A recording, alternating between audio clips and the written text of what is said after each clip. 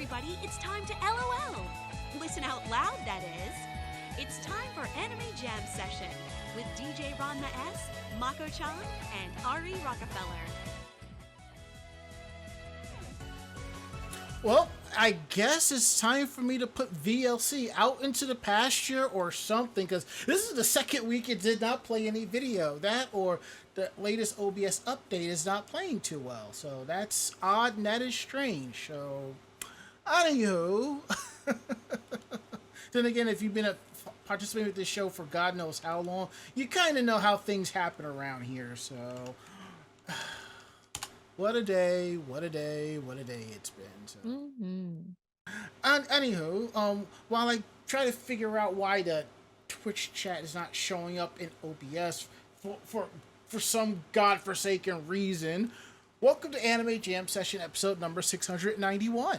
We are that podcast that talks about anime, games, conventions, the fandom, geek stuff, and everything in between. I'm DJ Ranma S. And I'm Barry Mellon. Ari is off tonight working the midweek shift, and Mako-chan is basically sick as a dog. She's basically death warmed over at the moment, so... We send you love, Mako-chan. We hope you feel better. And a lot of potions, so you could be back up and running for next week's show. So there is that. Yeah. So I'm just trying to figure out why, when I show the Twitch, it says too many requests. This makes absolutely no sense here.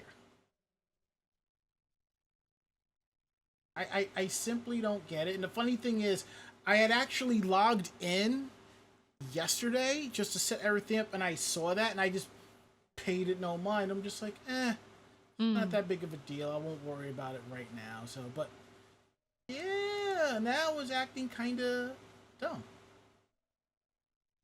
Let me see if I can do this. No, chat. Too many requests. From what? That's what I want to know. So. Yeah, that's crazy. Yeah, I know, but that's why I'm glad that my main account for watching Twitch is also an admin, so I can do stuff on that side. And Pod Culture was wondering what was going on, and he's like, "Smack it with a hammer." Well, Dai Tenshi is a very sensitive machine. I've invested so much money into her. And the last investment I did on her was 2023. I think I dropped about $1,500 worth of upgrades on it. Ooh, like, brand new. Yeah. Brand new board.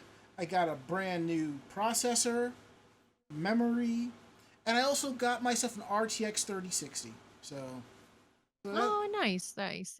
And a 1,000 watt power supply. And I just redid everything. I was like, this will be good. The only thing is, I just wish companies would start making more computer cases with spaces for optical drives without having to sacrifice. Because I've had the same case. I think I've had the same case for about 10 years. And I mean, like, I see like all these new PC cases and stuff, and they look amazing, and I love them, but I can't use them because where am I going to put my Blu-ray burner?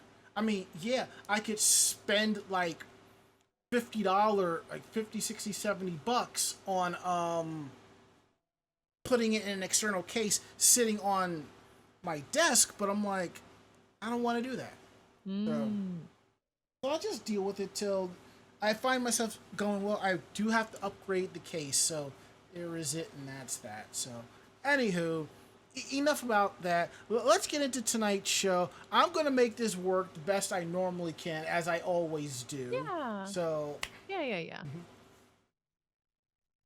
Yeah, and as Pop Culture says, external enclosure, that's what I use with my repurposed laptop Blu-ray drive. Yeah, exactly.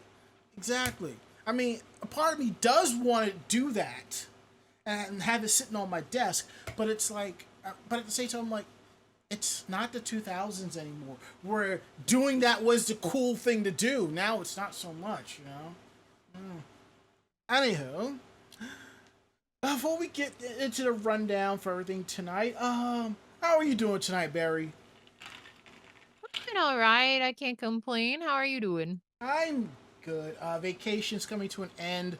they sent all my stuff home, so I'm working remote from this point on. So, oh, okay, that's not too bad. yeah, they really have started to run out of space at work, and they've been pushing back and forth on people in the IT department, to work remote because they want people on site. So it's like, well, Mm-hmm. and I can tell you this now.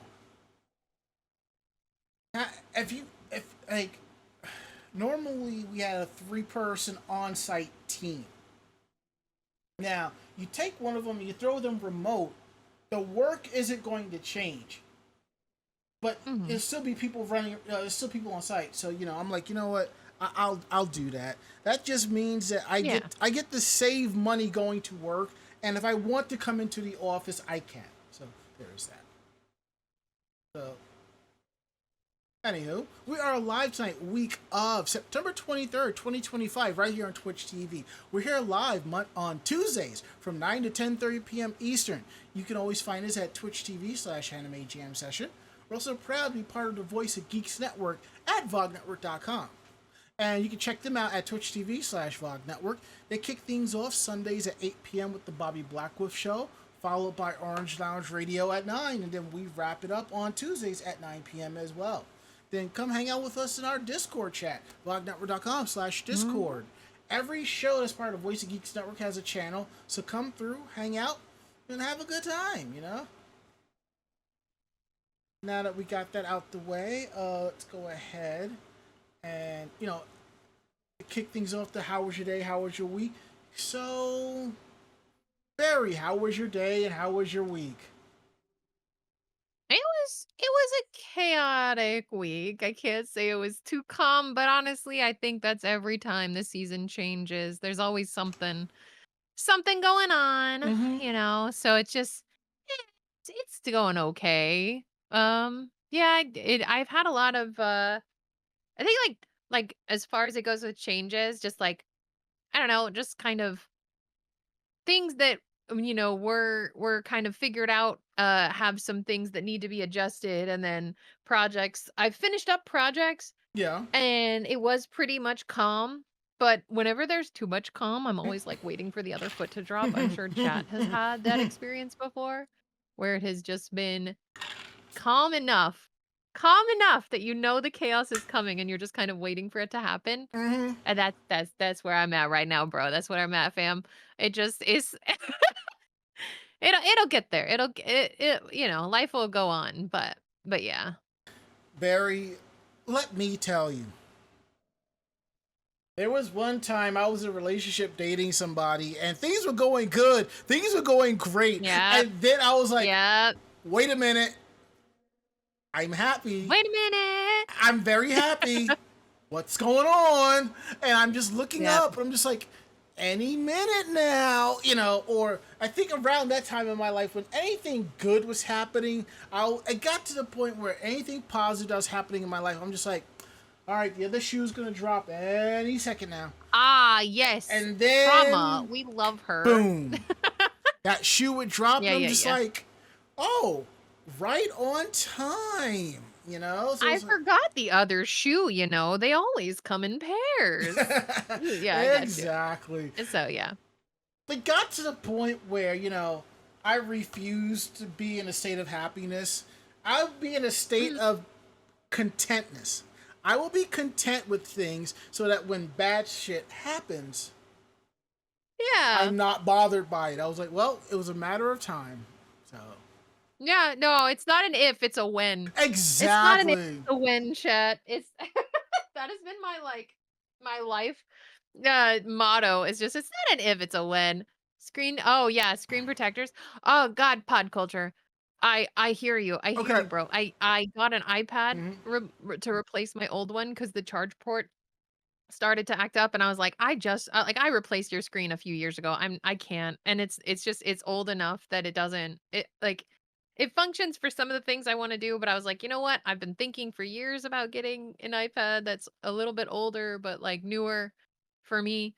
And so I just did it. But installing the screen protector, my God, especially if you get the really expensive screen protectors, Barry? like because I was doing an iPad, Barry? obviously. I did, yeah, the paper-like ones. No, all right, Barry. You want and pop culture. You want to know how to stop dealing with the whole bubble with the screen protector? You want to know what the easy solution is? Throw out your iPad. No. Mm-hmm. No, okay. Te- tempered Oh, glass screen protectors. That's it. You slap it on. see, I have never had an issue with the bubble because I have a tempered glass one on my Switch. I have one on both my phones, and I have one on my Galaxy tablet. that's what Pod Culture is installing. See, I Oh, needed wow. the Okay. resistance though. Okay. Now Hold I on. needed the resistance though for me because it Wow. needed to be paper-like because No, I'm no, no, getting into digital art. no. But They, I they, understand where you're coming from. But I understand where you're coming Barry, from. they have the glass ones where it works with digital art.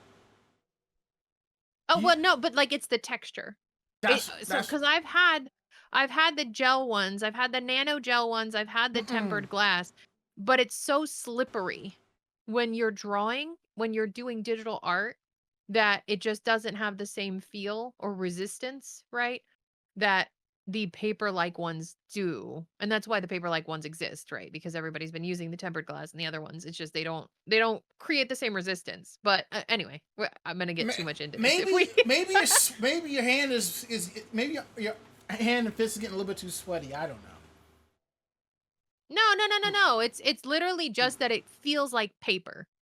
And for someone who grew up doing more, I guess, analog art at Mm-hmm. this point than digital art, it creates much more of that brain connection for me You know what? All right, because than, all right. yeah. So here's the thing. Like for about a year and a half, I used my Surface tablet as a notebook for notes and stuff like that. Yeah, that's right what there. I'm starting to do now. And I also have a glass screen protector on that. So what you're talking about, okay. I never experienced because I guess, or if okay. I did, I just never paid it any mind. I would just sit there, start writing. I guess my mind was focused more on the notes and how my hand feels. And I'm just like, as long as it's taking my notes with the stylus, that's all it is. No, then that's doesn't all matter. that matters for you. No, I totally get it. For me, I've tried Wacom Yeah. tablets. Obviously, I tried an e-waste tablet that I Mhm. got, and I just had to replace the screen of. And like, and I've tried my phone and like different Mhm. things. Like, I've tried different things, and I've just found that I don't know why my Yeah. brain just like pen nib go burr. Like I don't know how else to describe it. And it has that resistance to it. And like Pod Culture is saying in our chat here at Anime Jam Session, Mhm. twitch.tv.anime jam session, is the feel of the stylus tip on the protector. I think that what you have though is a Yeah. good practice with it though, of writing on your tablet pretty regularly. What I'm trying to start to fit into my Mhm. lifestyle because I'm wanting to get better at digital art Huh. is like when I take my coffee time, maybe I just need to start like journaling on my tablet. Maybe that's something that would help. Now, Like then I'm writing on the tablet and getting more practice with it. n- Yeah, n- your Kindle Scribe feels much more natural. Oh, no, no, I've no. heard that. I've heard that about reading e-readers. The funny thing is, I was gonna show off my Surface Pro 7 and show you, but you know what I realized? There is no screen protector on this on this thing. Oh no! I've had this for about couple of years, and I never had one on this one. So it's gotta be so it's gotta be the Surface 3 that has the screen protector, because I don't think I put one on the Surface Go, because you know what it is? Because I look at it like, I mean, I use my Surface tablet with the keyboard like a normal laptop when it's like when you or when oh, there it is. Open that up, and I it's got like, you, Ranma. I got yeah, you. when it's like this, I'm just typing, and then when I need to write, I just flip it around, grab it, and just start, Yeah. I guess I just gotten used to it, It's like Yeah. the interesting is a lot of people talking about these different quirks that they have with like tablets and and I guess it's just me because I'm just that much of a techno Well, nerd or something you like also that. had to work with one for work, no? Like you had to use one to report customer data and like write up inventory and do that kind of shit, right? For what do you mean? Well, like when weren't you working for Microsoft at one point? Yeah. Yeah, But didn't you guys use tablets and phones in daily work yes, and stuff like that, or no? but here's the thing. Most of the time, when I was at Microsoft, we were using the Surfaces as laptops.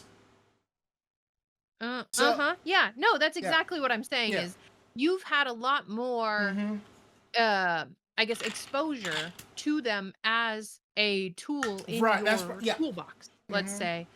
And for me, I've never had that experience. So I think that that's exactly what it is. It's that whole thing of like chat common sense ain't common. Is Right. everybody learns things different ways and sometimes you got to explain it or sometimes you got to express it. And that's why being different people is beautiful. Everybody's got a different life experience.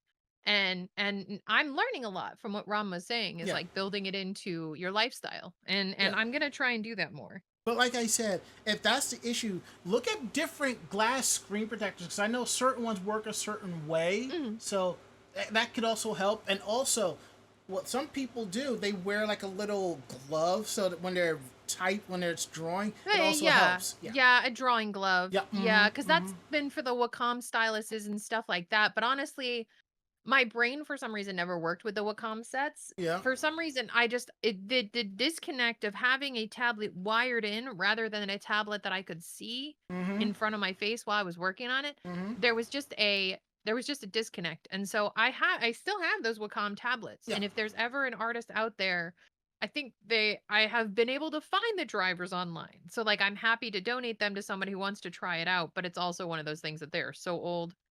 Um yeah, see, and also too is it like I'm probably not going to replace the screen protector's already on. Yeah. And pod culture, I hope that I bless you with a clean and clear screen protector adhesion. Mm-hmm. But unless this one has a catastrophic failure for some reason or the screen gets replaced, Paperlike is one of the more expensive screen protectors because it's like $50 for two of them.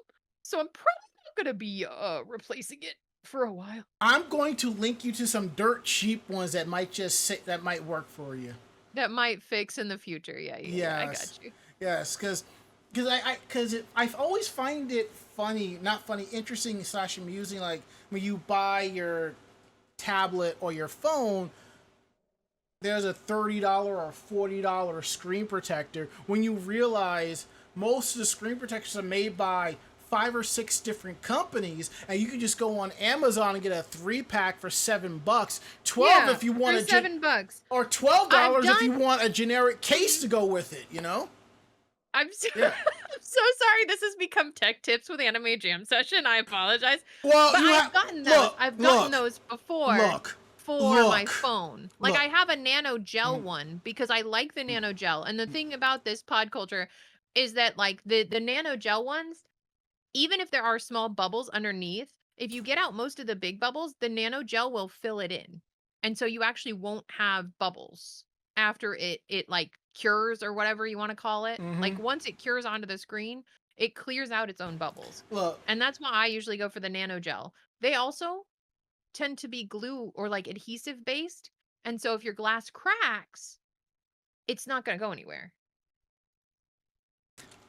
But they're usually super cheap. They're usually $7 or $10. Yeah. Look, listen. Tech tips is what pays the bills for me to do this show. So I'm just saying. That's fair. but now I'm gonna say one more thing. Then we'll get into our weekend day. So our day and weeks. This was before me and Cece Gray, which went to Japan. So we were like getting stuff together. Like she was going to get a MiFi and make sure we can get it unlocked so we can slap a SIM card in there so we can do it while we were in Japan. But she also wanted one where she was taking the train to visit her family in Texas from time to time. So she got one of those screen protectors and she's telling me about it. I'm just like, what kind of screen protector is it? She got one of those liquid ones. And I'm just like, and I just gave her this look of, what? And we were in the Verizon store, and the thing is, if you buy any accessory or something from, like, like from the phone website or whatever. If you go into their retail store, they'll set it up for you, which is part of what you pay. And the guy was telling her that she wasted her money on one of these when she could have gotten like something simple, like a screen protector. And I'm just like, I respect the guy for being honest, but at the same time, I don't know if I could do that. Seeing I'd work against the company I work for. Then again, those liquid screen protectors are like $60. Oof. I think I felt my heart jump out of my body at that price. I was like, wow, that's a lot of money. It is. Mm-hmm.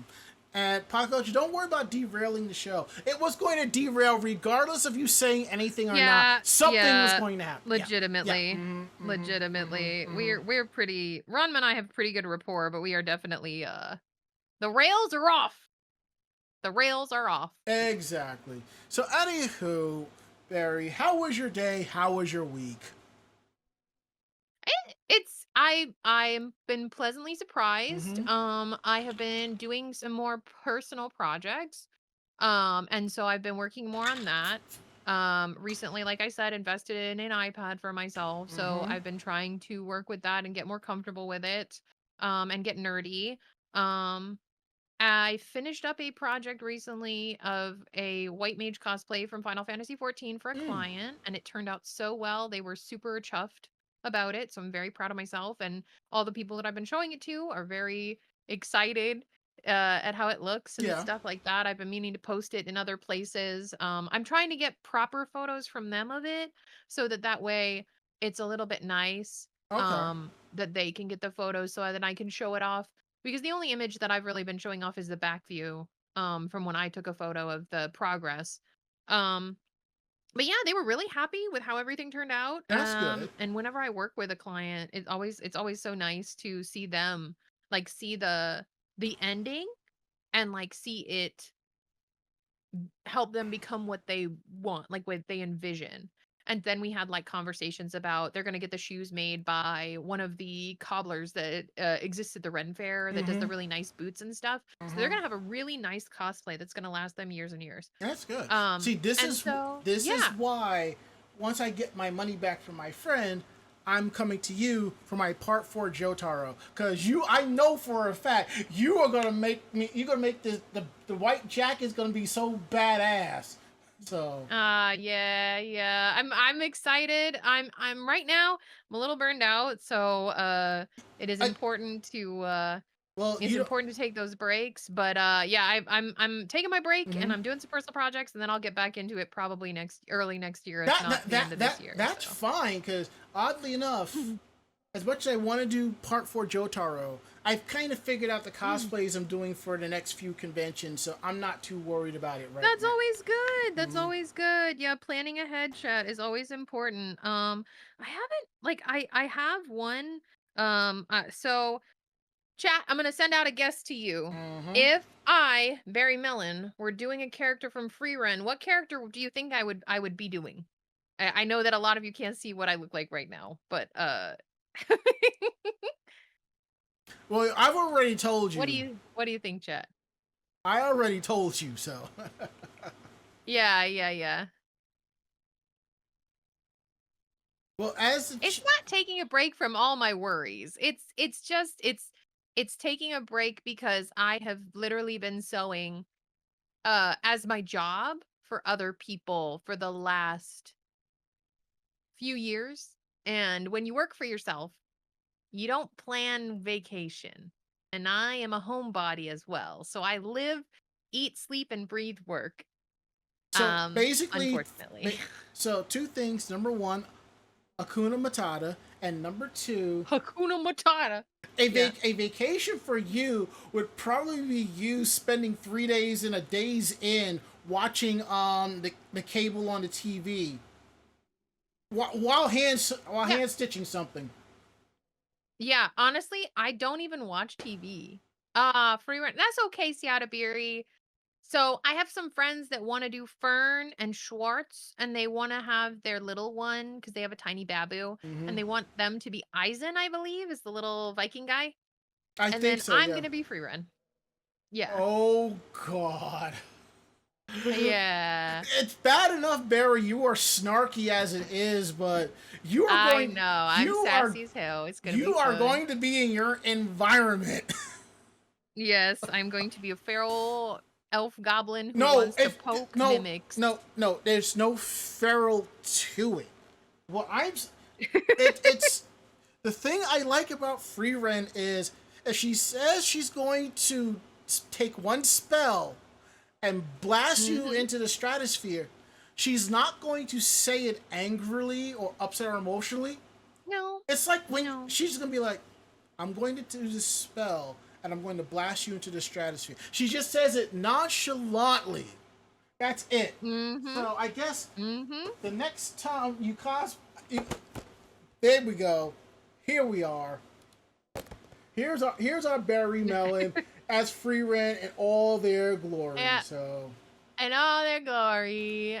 Yeah, she tries to be pretty pretty calm individual. Yeah, I mean, she gets excited for things that I feel like I would get excited about, like spells that bring around a field of flowers. Yes. Or one that's really good at cleaning teapots. No, right? no. It's more and there's spells for that kind of stupid stuff. And it's like, yeah, sure. I'll have the spells that do banal, silly human things, all right, you know? Barry, all right. It's more like this. I could say that you are very skilled and talented when it comes to sewing and so forth. Yeah? Yeah. Yeah. What if somebody told you that there is a book out there that has brand new sewing techniques in this book that you have never heard of? How would you react? I would probably go searching for it. Now, that's a given. Would go on a quest. But how would you react emotionally? Would you just be like bouncing off the walls? I would be calmly excited. Yes, I would be calmly excited. And maybe if I get close to it, then I'd get excited about it. I mean, because that's kind of like going to museums and seeing exhibits. I get calmly excited. That's basically Free Ren's personality. She's like, new spell book? Ooh. Well, we're going to have to go get intriguing. It. Yep, we gotta go and also collect it. But also, Free Ren's not a morning person. No, she's very much Eepy baby, and I am very much an Eepy baby. So, all right. Anyway, so what have you gotten up to, Ranma? Not too much. Vacation's ending, so like I said, doing remote work for till whenever. I went over to a friend's house to help fix their phone. And now the thing now I put the blame on phone manufacturers for this because I see this periodically on my timeline where somebody says, I just got my phone replaced for XYZ reason.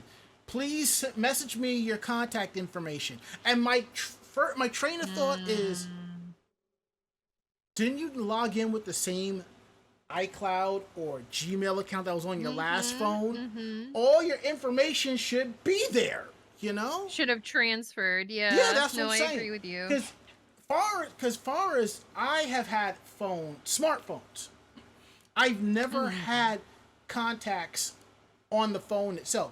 It's always been in the cloud. So when I get a new phone, I log in, everything syncs back up. So I'm just like, this makes absolutely no sense to me at all. So like I said, it's not just her, but it's something I see on a regular basis. And I'm just like, and I blame the phone providers. I'm like, make sure when you set it that it's set by default. But far as I know, when you get the phone, it's set by default. But so anywho, you would think so, but I think a lot of it too is that these phone developers and companies, more and more of them are trying to separate from Google in a lot of ways. No. It's not. It's not even that. It's just being able to access it. That's all it is. Yeah.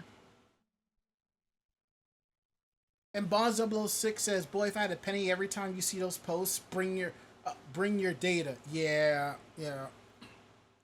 And Pod Culture says he switched from Samsung to Pixel, and it's a pain in the ass to realer stuff. So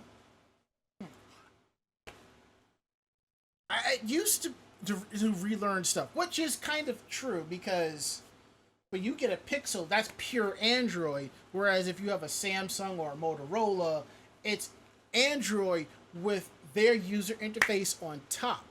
Now, thankfully for me, I use a different launcher. So when everybody was complaining about the Samsung, the One UI launcher issues, I was like, I use a different launcher, so I can't tell you.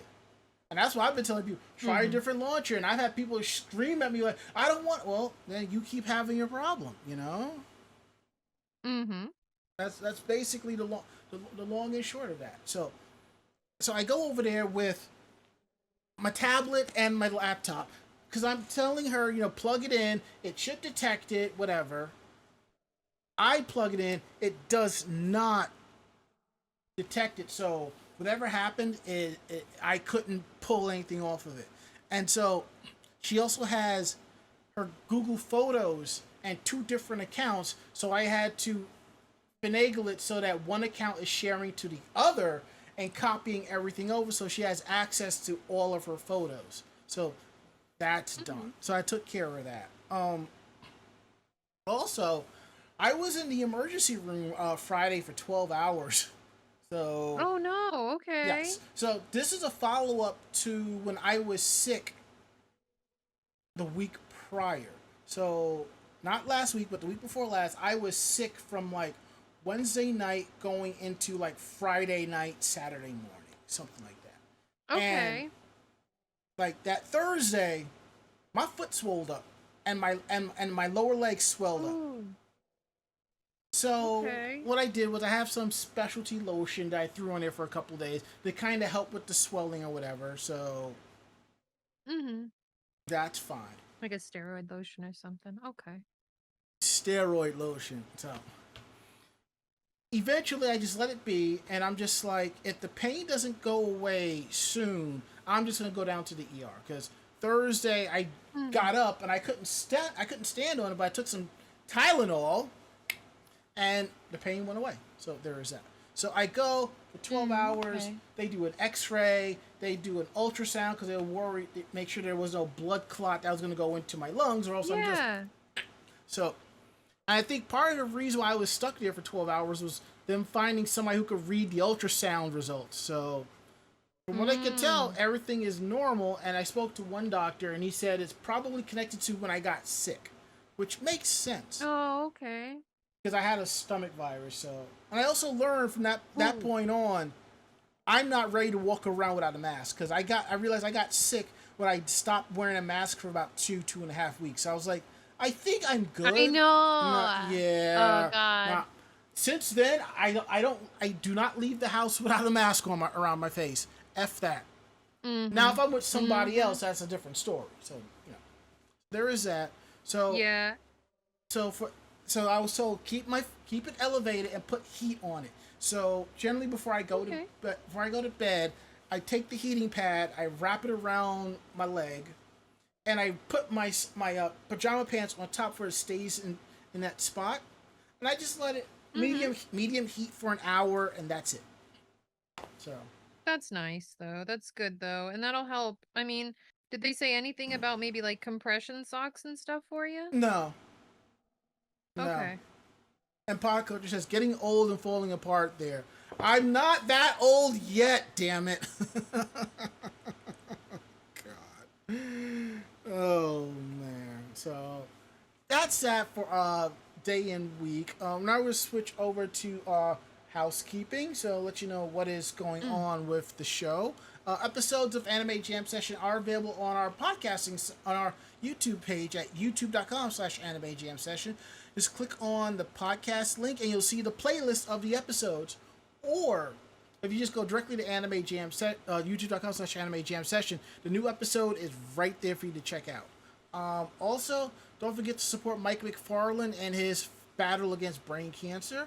If you go to GoFundMe.com and search support Mike McFarlane, you will find the GoFundMe there. So if you can, give what you can. They are about a little bit under $4,000 away from their goal. So please, if you can, drop a couple of dollars. That's all it is. A little bit goes a far way. Because also, please remember, a lot of us, I know I'm probably going on a tangent here, but a lot of us have decent medical insurance. But there are some careers and roles where it's not as good and it's not, so that's why you see these types of GoFundMe. So if you can, please give a few dollars here and there. A little bit is definitely going a long way. So. Also, I want to let you know our next convention is AAC, another anime convention. I know it's a schlep for you, Barry, but I think you'd like it if you ever came to this con. It's up in Chelmsford, Massachusetts. I'll have to see. Yeah. Like I said, it is. I'll have to see if I can. Yeah. Yeah, a lot of it for me right now is my travel is limited by medical needs. So I'm gonna try and get better about my stuff in the next few months, and then see if I can do some more traveling. Because I have some friends up in the New England area that I think would like me to come and see them. Definitely. So. The con is at the Westford Inn and Hotel in Chelmsford, Massachusetts, I believe. October 17th to the 19th. And then after that, our next convention after that will be DerbyCon in New Brunswick, New Jersey, October 31st to November 2nd. So definitely check that out as well. Also, you're going to be at AAC. Come check out my panels. I will be doing Twitch Streaming 101, where you will learn about the hardware you need and the software you need before you get started. And that's important. Somebody wanted to know more about the different hardware, so I'll be bringing back the good, better, best system. And again, the good, better, best system of hardware is based on my experience with different equipment and so forth, so your mileage may vary.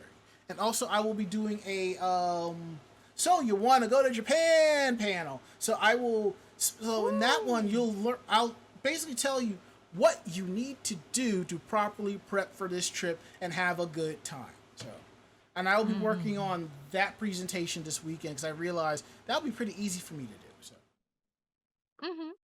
so there, and I think that's it for our housekeeping notes. Yes. So now we're gonna get into our stories for tonight. I'll kick things off, and me and Barry will be going back and forth. So the first thing we're going to talk about is Battle Royale. And it's kind of funny when what was that series books that turned into a series of movies? I kept mocking it. Hunger Games. I called Hunger Games. Oh, okay. I kept calling Hunger Games a poor man's Battle Royale. Oh my gosh. Yeah, it's just the Americanized. But yeah, I mean it's true. It's true. Japan definitely approached that topic. But what's interesting, supposedly there was a movie with Stone Cold Steve Austin called The Condemned. Supposedly that was supposed to be the American adaptation of Battle Royale. I've only seen bits and pieces of it, so I couldn't tell you. So, anywho, the reason I bring this up is because the movie will be celebrating its 25th anniversary with 4K screenings in November. This is going to be brought to you by Iconic Events and Lionsgate. And there will be showings between October 12th and the 15th. So, back in 2000, legendary Japanese director Kinji Fukasaku unleashed Battle Royale, which was a powerful and shocking film adaptation of the novel that came out in '99, written by Koshun Takami. To celebrate the landmark's feature's 25th anniversary, Iconic Events and Lionsgate is teaming up to bring it in theaters once again. The theatrical cut will be restored and upscaled to 4K, and it'll be in Japanese with English subtitles. Tickets are available now, so if you go to iconicreleasing.com/events/battle-royale/tickets, and you'll be able to pick up a ticket there. And I remember when people were doing the Battle Royale cosplays left and right. I've seen a few good skits too.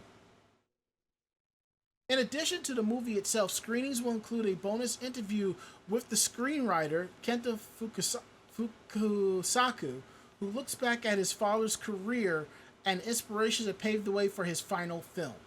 Wow. And the description for the movie is, Battle Royale is an intense and brutal story about Japanese high school students who are sent off by their government with 3 days to kill each other until only one remains. With its blend of social commentary and high-stakes action, Battle Royale continues to be an influence on modern dystopia storytelling and has inspired countless television shows, video games, and films. I still want my Battle Royale first-person game. I still want that. Oh, that would be pretty sick. Hell yeah. I haven't decided if I want to pick up tickets to it, but I might, so...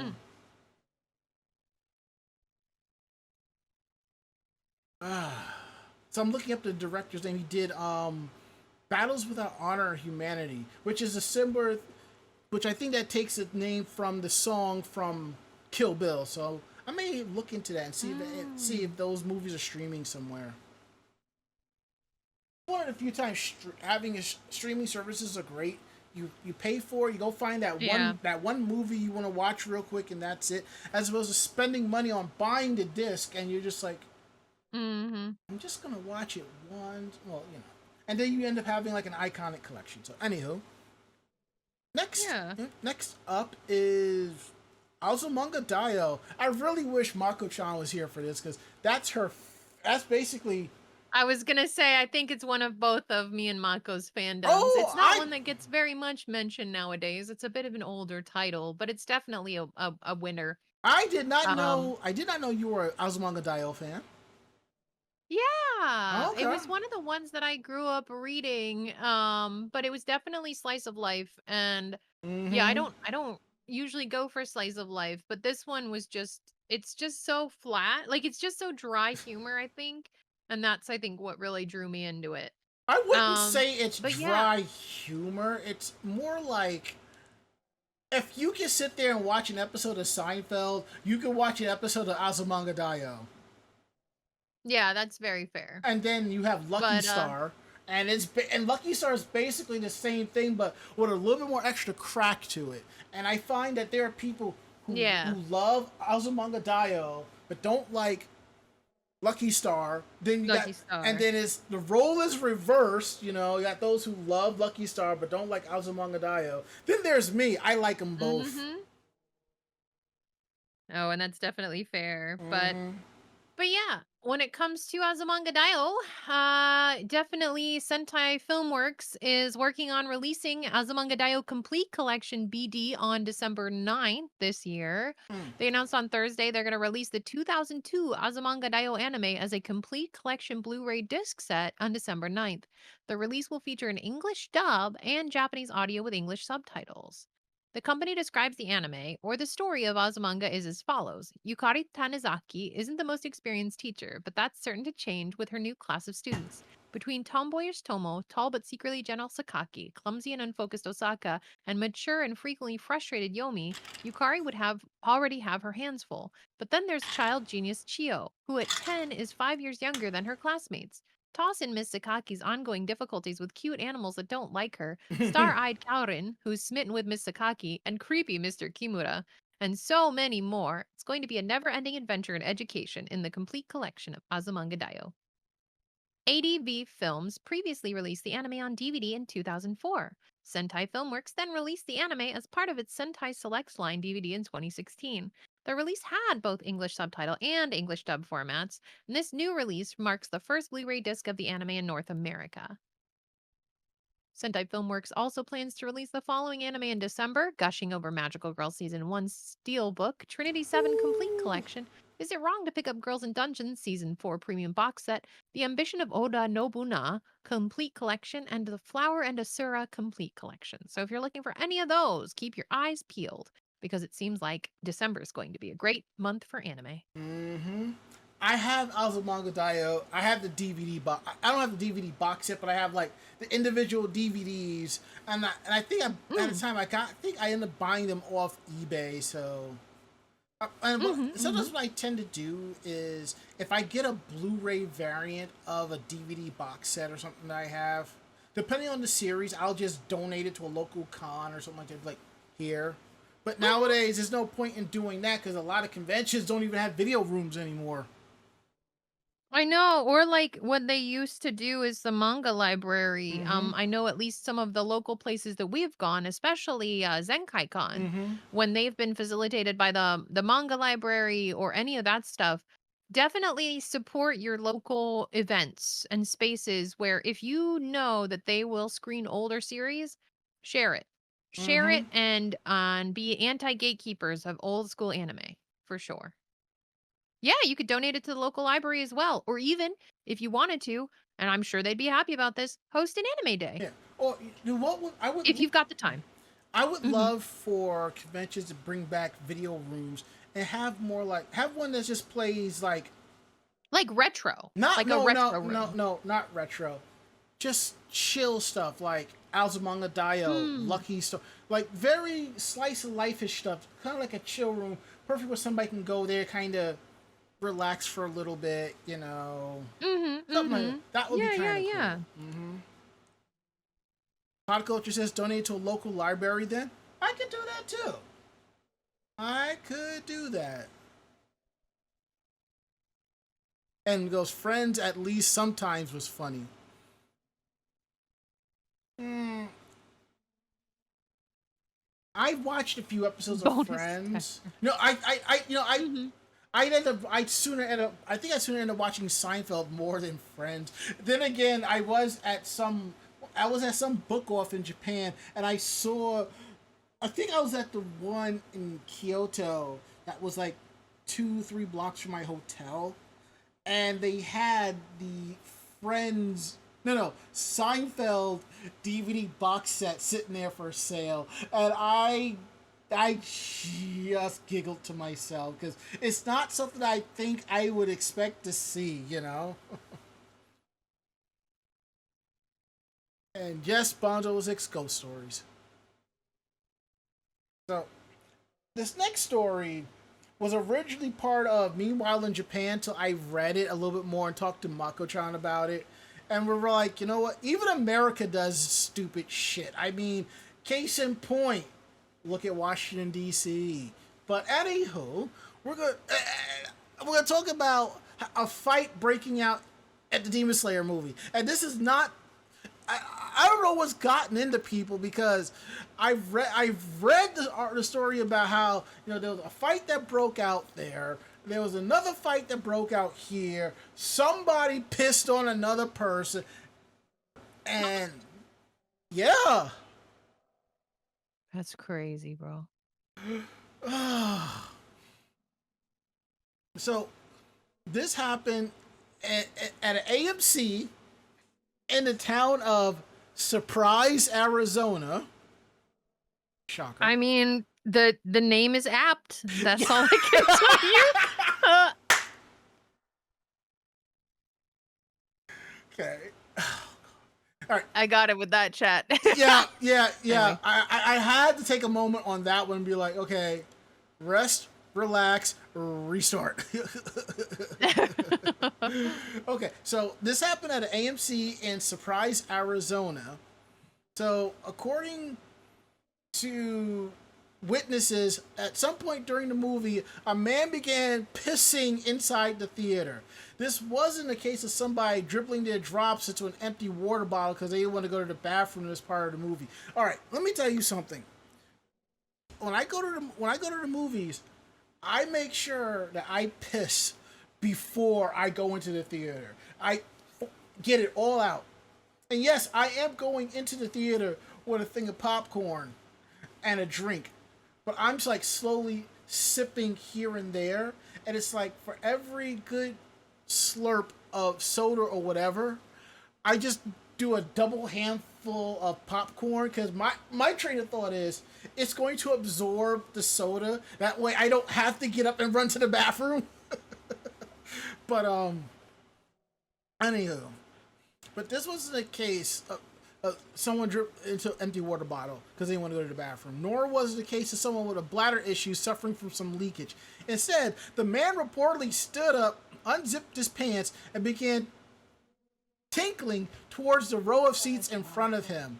When he was done, witnesses say he just nonchalantly sat back down, but those who had been seated in the direction and the splash zone weren't ready to go, weren't wanting to watch the movie and ready to fight. One man claimed that the urine had struck his child who he brought to see the movie, and at some point the confrontation turned physical with someone, and there is video if you know where to look, unleashing a flurry of punches on the urinator. Dun, dun, dun, dun, dun, dun. While on the screen, Oh my god. on the screen, while Zenitsu was unleashing one of his most powerful attacks, intoning thunder-breathing seventh form, as flashes of anime pyrotechnics sporadically illuminated the room. Okay, I would love to be in that theater. Like, you see Zenitsu do this That's uber attack. crazy. He's doing this uber attack on the screen, and lights are flashing, and you look down, someone's getting punched the fuck out. She's like, wait, what? And it'd be extra wild if you had 3D glasses on. That would be like, wow. Eventually, the theater staff became aware of what happened, turned on the house lights at the exact moments of the ending of the action sequence. The man was arrested on charges including indecent exposure, disorderly conduct, and AMC apologized to customers for providing refunds, continuing the screening in a separate room, and giving out free snacks. Hopefully, this will be the last such disturbance in the theater has to deal with, and Infinity Castle's theater legacy can be one of the seats that are jacked, not by people getting jacked up in them. Yowza. Oh, That's God. crazy. And I read this on one of the Facebook like sites, whatever, and I go into the comments, which is something you should never do. And Never do it. No. Especially when they released a picture of the person that was the antagonizer. Oh god. I'll just leave it at that. Anywho, Barry, Goodness. I'm giving it over to you so you can talk more about one of your favorite things, which is K-pop. Yeah, sure. You know what's really funny though is that I'm actually not a huge fan of K-pop. Oh my god, hot take, chat. Hey, Barry. I know though that I've had. Guess what? Chicken butt. That too. What? But I too am not a big fan of K-pop as I used to be, because in the 2000s I enjoyed it for what it was. Now that I see it, to me K-pop just feels like refined 90s, early 2000s hip hop and R&B.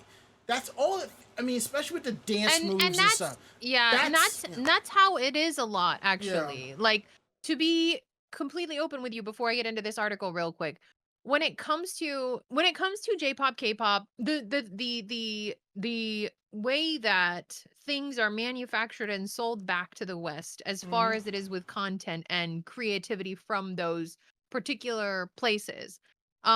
In the late 90s, early 2000s, I was more so into J-rock and J-pop and that kind of stuff because of anime. Same here. Was that Rama? No, I'm saying yeah. I'm agreeing with you. On top of that, because I was so deeply into J-pop and J-rock and all that, I missed the entire emo movement because I'm like, who the fuck is My Chemical Romance? I'm like, I've heard of Fall Out Boy and a couple of other groups, but I'm just like, I ain't never heard of any of these groups. So I'm just like, and I've had a couple people like, well, where were you when all this type of music? I was like, I was kind of up to my neck listening to TM Revolution. So yeah, like for a lot of that stuff, I was into things like Lark and CL, Psycho SMU, X Japan, Plastic Tree, like a lot more of those. But when K-pop and a lot of the idol culture from Korea was coming out, it had this almost artificial flavoring to it. Like, it felt like it was being pushed to be consumed, and that was it. And if you look at a lot of how the practices, even in Japanese idol culture, there's a lot of these practices that unfortunately, that's just capitalism. That's just they are creating a product for you to consume.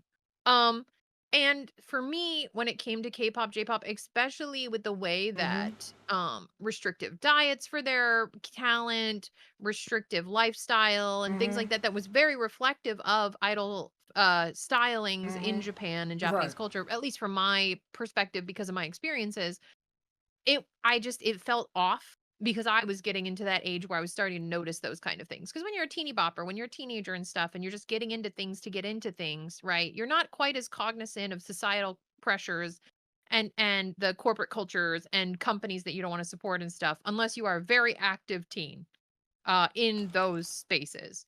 But when it came to K-pop, J-pop, I mean K-pop in general, um, especially the K-pop Demon Hunters, I am surprised that I know as much music as I do, but considering how much popular culture and media definitely takes the sponge of whatever the newest content is and squeezes it out for liquid that is produced by said sponge, I can almost sing Golden, and I have never heard the song through.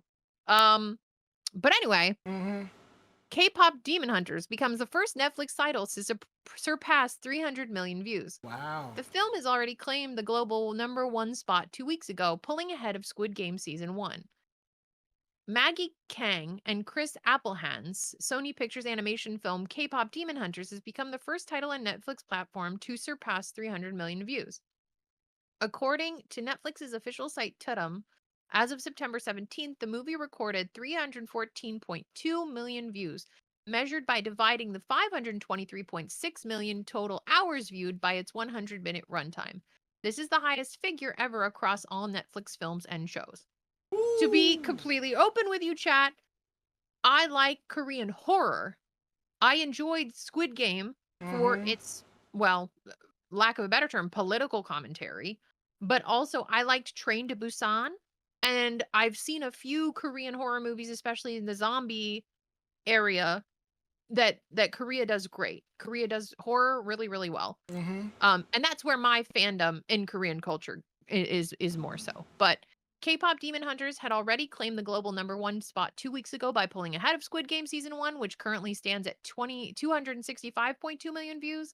Netflix compiles its most watched list based on the cumulative counts during the first 91 days of release. K-pop Demon Hunters became the first Netflix film to top the US weekend box office after the K-pop Demon Hunters sing-along event opened in 1,700 theaters, with the US dollar amount topping at just under 20 million by the end of August. It became Netflix's most streamed film of all time globally with 236 million views, edging out Red Notice's at 230,900,000. Also that week, 4 songs from the film's soundtrack ranked in the top 10 on the weekly Billboard Hot 100 song chart simultaneously in the United States, a feat no other soundtrack has ever accomplished. Oh, I do like K-drama. Yes. I think that there is one K-drama that I've seen. I have a friend who's Korean, and so her grandma will watch K-dramas, and sometimes I'll see and I'll be like, I'll watch the romances unfold and the scandal and stuff, and it's kind of funny. But I think Coffee Prince is Korean. There was one. It's about revenge. And I sat there. And I actually watched it late. I didn't marathon it, but I was really into it. Coming into work half tired, I was up late watching this K-drama. It was so good. Let me see if I can find a K-drama about revenge on bullies. The Glory. That's what it was. That was so good. I was like, yo. It was so.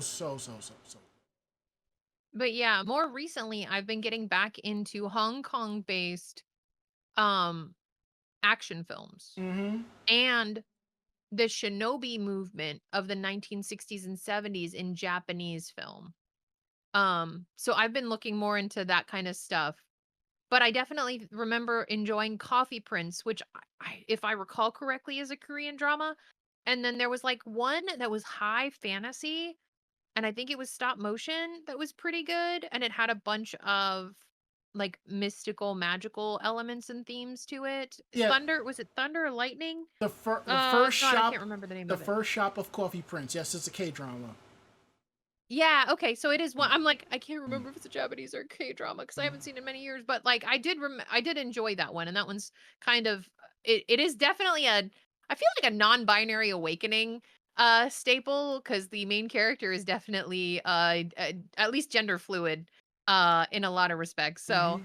yeah, it's just interesting. But I appreciate that people have gotten into it, have been able to discover something that brings them a lot of joy and creativity, and it makes me happy to see people singing along with songs they really like. So I think that that is a win. On a side note, I stumbled across this show called 99.9 Criminal Lawyer. It's a J drama about a law firm that opens up a criminal lawyer division, and they hire this guy. He doesn't care about what goes on. He just wants to know the truth of what happened, and that's how they solve a lot of cases. And what's Mhm. interesting is that in Japan, the littlest of evidence, if they can link it Mhm. somehow to you being there, you are basically SOL. Because in Japan, they have the rate of guilty verdicts are 99.9%. So this law firm, they have to find the truth and be like, oh, you were here, and we can prove you this through here, multiple points to prove that you were there or something like that. It's really good. Mhm. And it helps that it seems like each season there's a person who's a fan of New Japan Pro Wrestling, and some of the wrestlers do show up in the episode. It's kind of cool though. And I think I'm about 2 episodes from the end of season 2, and I think the first episode of season 3 just dropped, so that'll be fun. So I'm definitely gonna try to finish that up by the rest of the week.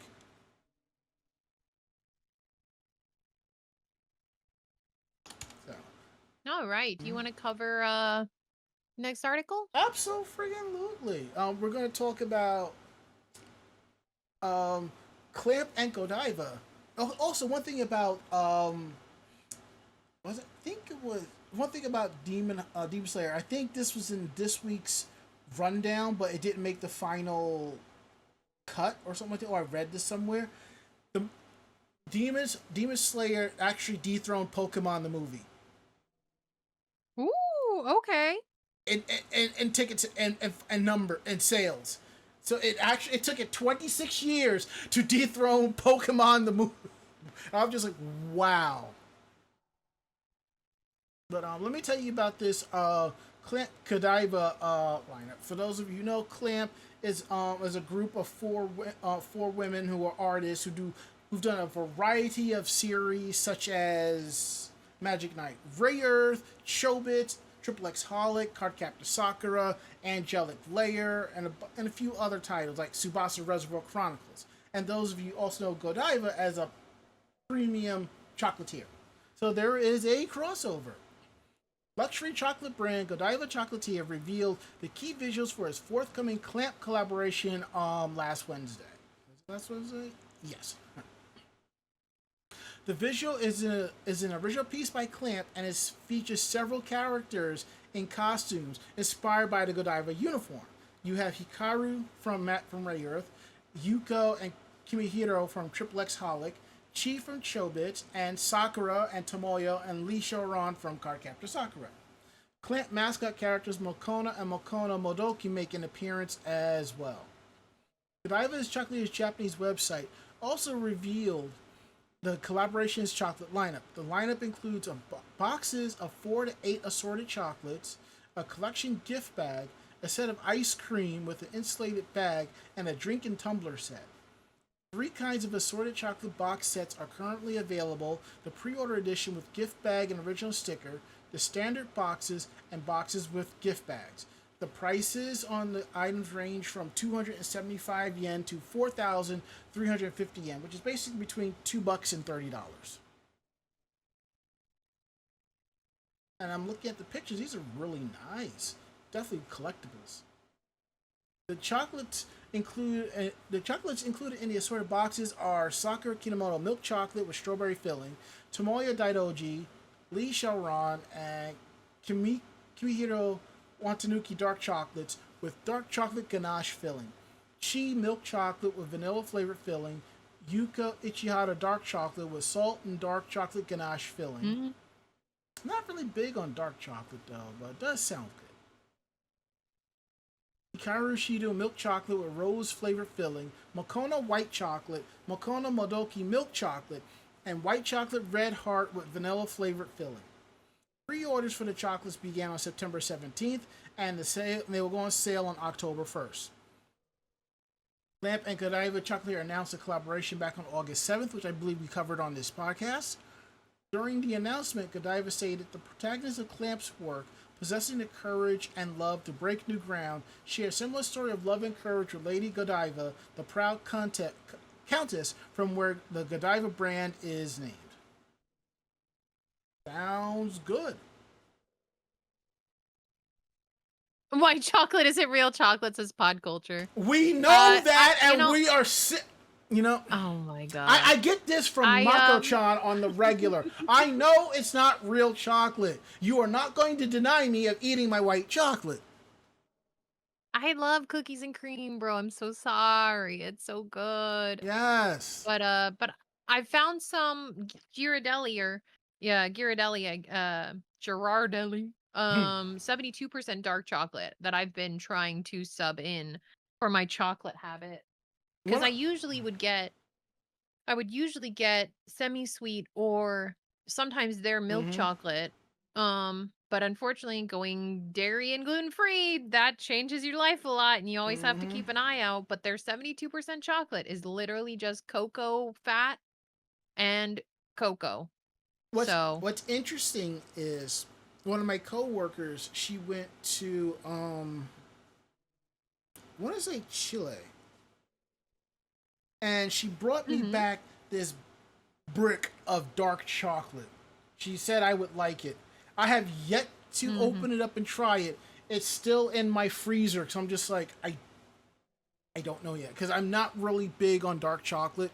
Then again, to kind of split over here to talk about coffee real quick, I can't drink black coffee because it's too bitter. I gotta have milk or sugar to kind of offset that bitterness taste. Now, when I was in Japan, there were a few times I drank black coffee, and it was actually delicious because the bitterness is at a minimum. You don't really taste the bitterness, and it's still good and strong, but it doesn't taste as strong because of that bitterness. So I can actually drink that. So maybe the way it's done in a different country, the dark chocolate won't be as so bitter to my taste. Yeah. I also taught myself how to make my own chocolate chips because I was really craving fancy them. You. And I was like, oh my gosh, well, I have cocoa and I have coconut oil and I have sugar. And so you can literally just put cocoa powder and coconut oil in the microwave with some sugar in it because you want to melt the sugar. You don't want it to be grainy. And you make chocolate, chat. It's that easy. It's crazy. You don't think about it. You could do cocoa butter or you could do a different type of butter. But I have coconut oil and stuff like that. Obviously, your mileage may vary, but go forth and make chocolate chippies. And there you go. Well, let me just respond to a friend real quick. Yeah. Talking about another treat, though, if you enjoy creepy nuts. Okay. They are actually announcing a Coachella appearance. I'm talking about the band, not the snack. Japanese hip hop duo. Wait. There's a snack called Creepy Nuts. No, I was making a food joke. Oh, okay, because I was being Ronma was like, where they at though? Exactly. Where's the snacks though? Exactly. I got you. No, if there was, I'd send them over to you. But Japanese hip hop duo Creepy Nuts announced on X, formerly Twitter, on Tuesday that they will perform at Coachella 2026. Their performances will be on April 10th and 17th, respectively, 2026 at the Empire Polo Club. Coachella 2026 is also set to headline Sabrina Carpenter, Justin Bieber, and Karol G. Japanese singer, songwriter, and pianist Fujii Kaze will also perform at the music festival on April 11th and 18th, 2026. The full lineup is available on Coachella's website. Creepy Nuts are comprised of DJ and composer DJ Matsunaga and rapper and lyricist R. Shite. The duo saw their debut in 2013 and later signed with Sony Music Entertainment Japan in April 2017. Since signing with Sony Music Entertainment, Creepy Nuts has performed the theme songs for Call of the Night, Dun Da Dun, Mashi, Magic and Muscle, and they have won awards for their songs. They have also appeared as cameos in Call of the Night as well. Okay, so that's where I actually really listened to Creepy Nuts, because I know for a while everybody was going hard for the second opening to Mashal, which is done by Creepy Nuts, and there was another popular anime opener that was a banger, and I was pushing back saying, no, this is a better song.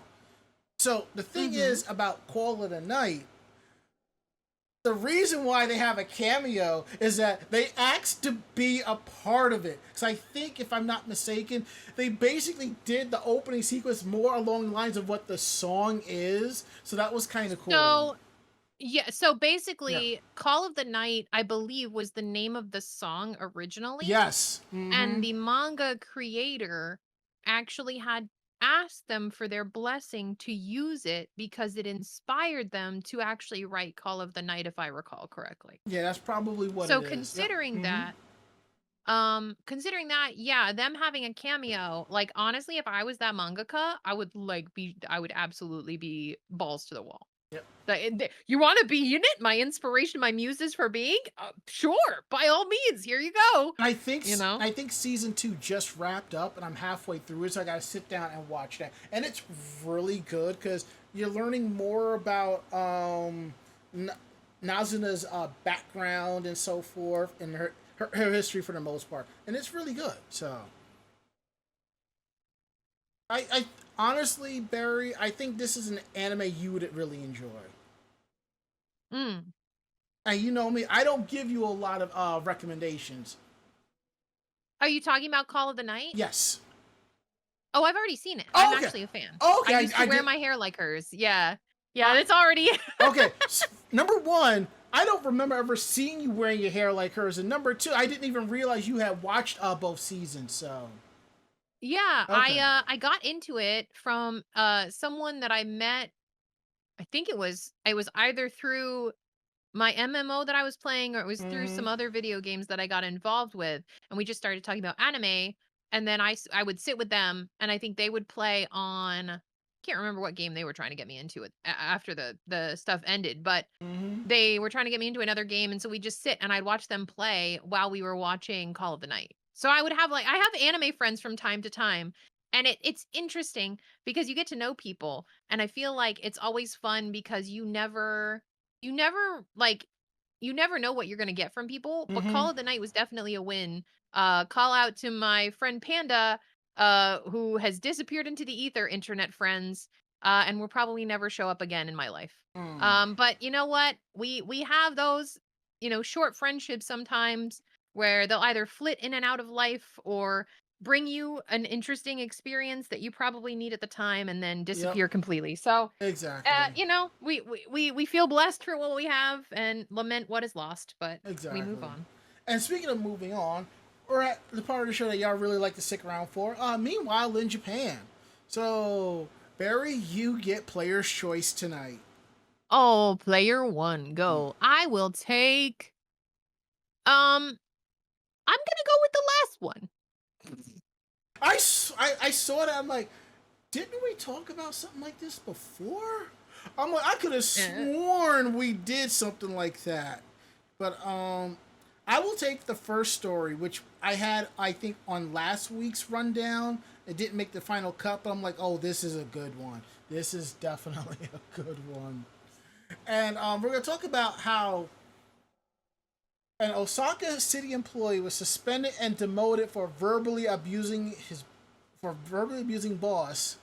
But there's a catch to that, and we're going to get to that catch in just a bit.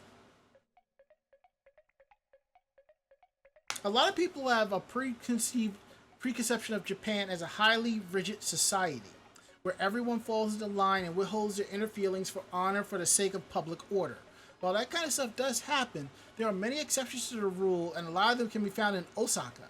This is a city where some people forego bland Uniqlo earth tones for animal prints and the government-commissioned giant metal fists as public art.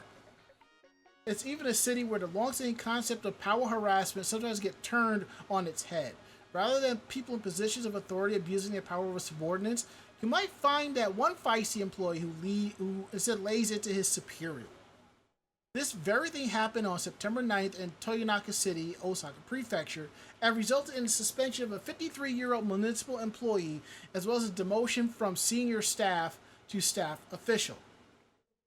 According to the announcement, the man was working in Toyonaka City's asset management department last June when his manager reprimanded him for making a gesture said to resemble a middle finger. The employee responded to this by shouting at his boss, "Don't act all high and mighty with me." People reading that in Western countries probably won't feel what he said at all as all offensive. But in a Japanese workplace with rigid rules and hierarchy that even dictate the way people speak with each other, it's about on par with dropping several F-bombs in the face of your employer in a Western office. An investigation into the incident, which was said to have disrupted the order of the workplace, also found that between March and May of last year, the employee spent a total of 115 hours on the internet browsing through unrelated shopping and food websites on his work laptop. The employee denies any wrongdoing, saying those websites were work-related, and the so-called abusive language was normal communication in the Osakan dialect.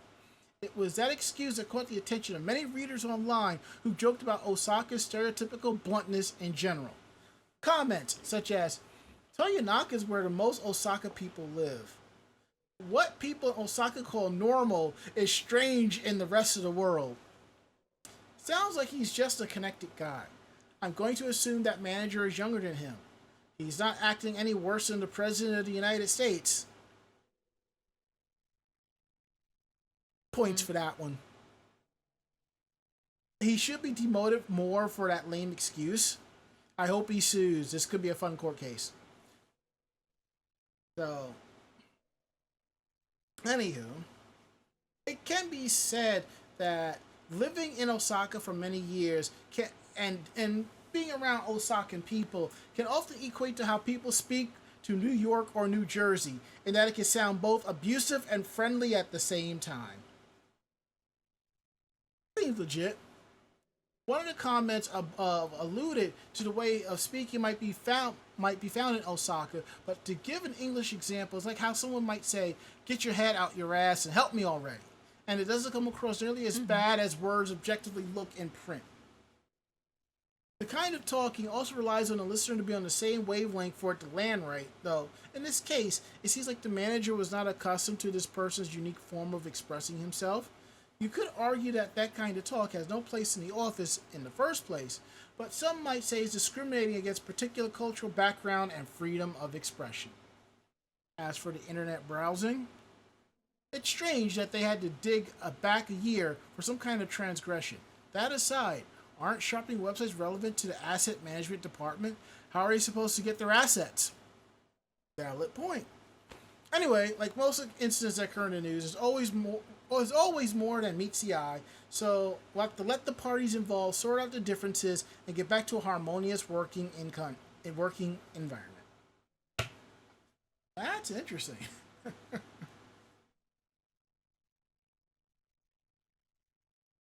All right, Barry, go ahead and fire up the last one. All right. A Shizuoka man is arrested for stealing 50 fire hose nozzles. What? Some men just want to watch the world burn. It is often said that one man's trash is another's treasure, but it turns out that one man's fire hose nozzle is also another's treasure. Whether the motive was monetary or simply passion is not yet known, but police in Shizuoka have finally arrested a 57-year-old for a rash of fire hose nozzle thefts.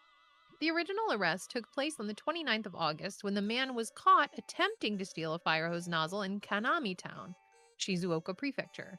The man admitted to the charges but remained in custody as police investigated similar thefts of 81 nozzles throughout the eastern part of the prefecture. This guy gets around. What the heck? A search of places connected to the suspect revealed a stash of roughly 50 other fire hose nozzles. They then began to check surveillance cameras in victimized areas and found footage of him taking a nozzle in another part of Kanami earlier that month. This led to his rearrest on the 18th of September. Fire hoses are often kept in unlocked boxes near hydrants, like we can see in Street View on some Japanese, I think, Google Maps. and it makes them easy targets for people who don't mind putting people's lives at serious risk for a little hunk of metal worth about $8 as scrap. Um, chat, com. Police are currently trying to link him and his dozen of nozzles to the many other thefts that took place and uncovered his motive. It just so happened that a separate series of thefts involving 57 fire hose nozzles occurred in Hiroshima Prefecture this year as well. The suspect there admitted to selling the nozzles for money, but he also wasn't hanging on to his nozzles like this suspect oddly was. Readers of the news online were also struggling to understand his motive, since the nozzles probably wouldn't bring in a great deal of cash altogether, but would likely ensure the book was thrown at him, since the scale of his thefts created a serious risk to public safety. Comments online included, so he was collecting them instead of selling them for scrap? I don't get it. If it was for his personal use, wouldn't a shower head be more effective? You would I think. can kind of see the desire to collect those things. Frankly, those things are a little cool. These crimes won't stop until businesses stop buying these kind of metal. What? Okay, all right, denizen. Since those are mostly for protecting the community, I think he's facing more than theft charges. They're all basically the same thing. Does he enjoy comparing the stains on them? If he was planning on selling them, why didn't he already? People have all kinds of fetishes. We can't rule this out. I'm going to rule out sexual reasons for the sake of argument and guess that he was perhaps stockpiling them for a rainy day rather than trying to cash in on his thefts right away for some pocket change like the Hiroshima thieves seem to have done. Stealing 81 fire hose nozzles in a year, causing an estimated 800,000 yen or $5,400 in damages and making national headlines for it would make them hard to sell off right away. But wait a year or two until the heat dies down and he could finally walk away scot-free with his big score of 30,000 yen, roughly 200 US dollars or so in scrap brass and aluminum. It hardly seems worth what must have been a fair bit of work and risk to do. He could have gotten virtually any job or even just sat on a corner with a paper cup and he would have made more in a shorter span of time. So it seems like we can't eliminate the possibility that he was just some kind of collector, thrill seeker, or fetishist after all. I got nothing. Neither do I. No, I got nothing on that one. Nope. Absolutely not. I'm done.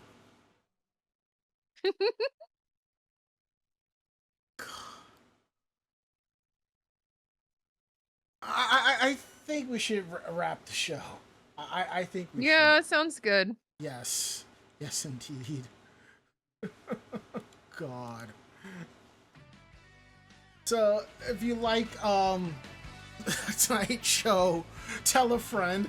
They in turn will tell another friend, and so on and so forth. We're independent bloggers, independent podcasters. So what we like and don't like, we're telling you straight up front. So if you have any questions about the show, drop us a line at podcast@animejamsession.com. Again, that is podcast@animejamsession.com. We're here to believe you.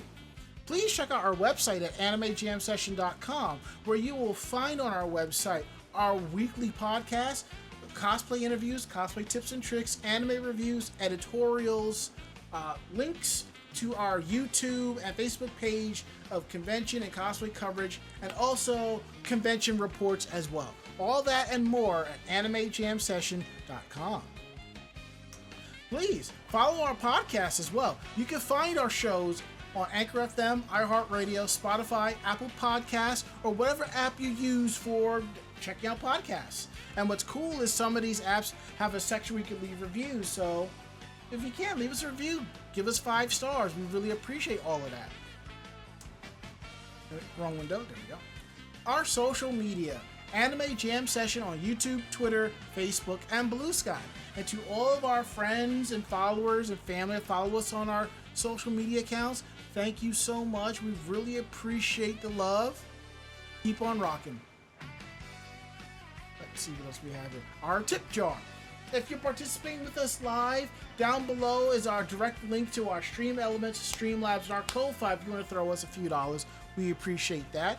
If not, you can always cheer us on with bits, and you can also sub to the channel and give out gift subs as well. Every little bit goes a long way. So now we're going to go around the room. Last words, Barry. Well, it is gonna be a nice fall week, hopefully. I hope you guys enjoy your new fall flavors of pumpkin and apple and all that fun stuff that comes with the weather. My last words is, for the first or second day of fall, my air conditioner is on because it's still hot out. It's still hot as balls out. I mean, for a few days, it was nice. I had a nice breeze coming in and out the window, but damn, you know? Anywho, also, I'm still a little crying over spending about $500 on new glasses. Only because they're progressives. Oh, true. Yeah, those do make it. That makes. If it wasn't progressives, I probably would have spent half as much. So, anywho, that is it. End of list. We'll be back next week with a brand new episode. Ari should be here. Mako-chan should be fully healed. Barry will be hanging out in the dugout for a clinch hit.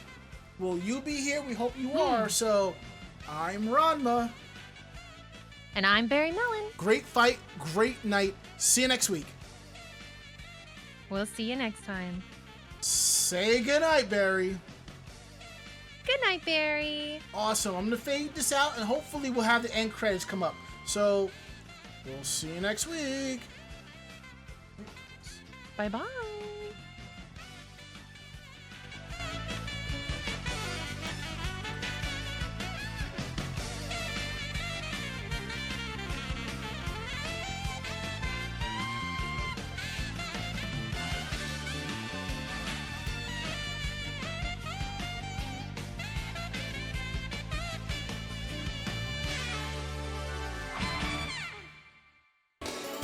This podcast has been a production of Anime Jam Session and AJS Productions. No fanboys and fangirls were hurt, maimed, shot, electrocuted, or pistol whipped in this episode. For now. The views, opinions, and thoughts expressed on this show do not reflect the staff or the network as a whole. But we're still right, damn it. For transcripts of this episode, start typing. Check us out at animejamsession.com and vognetwork.com for more information about us and other programming. Jamatane!